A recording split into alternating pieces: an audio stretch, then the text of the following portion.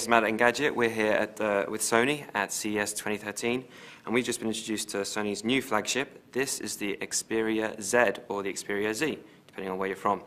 Now, as you can probably tell, it's got this lovely, flat, oblong design to it. It's quite a beauty, actually, if a bit of a fingerprint smudge. Magnet.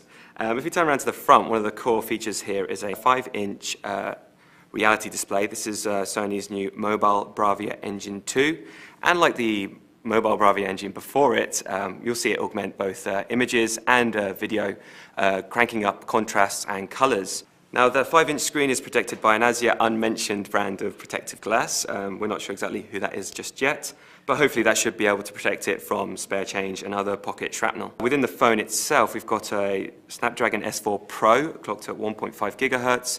It's a quad-core beast. It should be more than enough to play mobile games and browse about on Chrome. If we jump into Chrome here, you'll see it's pretty responsive and it looks great on this huge 5-inch screen.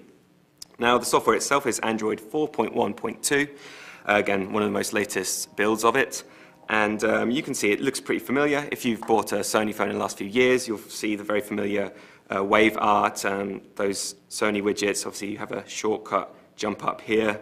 And the drop-down menu has shortcuts for Bluetooth, Wi-Fi, and the like. The very important features here is the camera.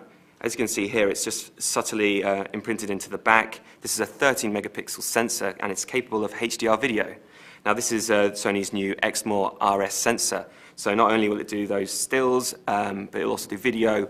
And with that HDR mode, you'll hopefully crank up quality of the images and the video in poor lighting conditions. We've had a brief try with it here. It seems to work pretty well. The flash is a bit laggy, but again, this phone isn't going to be coming until the end of Q1, so there's plenty of time for them to tweak that. If you tour around the rest of the device, the profile is very slim. We're under 9mm here. It's very slender. You've got the full contacts here and a flap here for a micro SD card. If you flip around to the other side, there's space here for the micro SIM, a quite nicely detailed power button, and the volume rocker. The whole phone is actually certified for water immersion. We've dunked it in a tank. It's another very nice feature and quite a surprising one to see on the premium handset, especially a flagship from Sony. Anyway, this has been a very brief look at the Sony Xperia Z. This has been Matt at Engadget.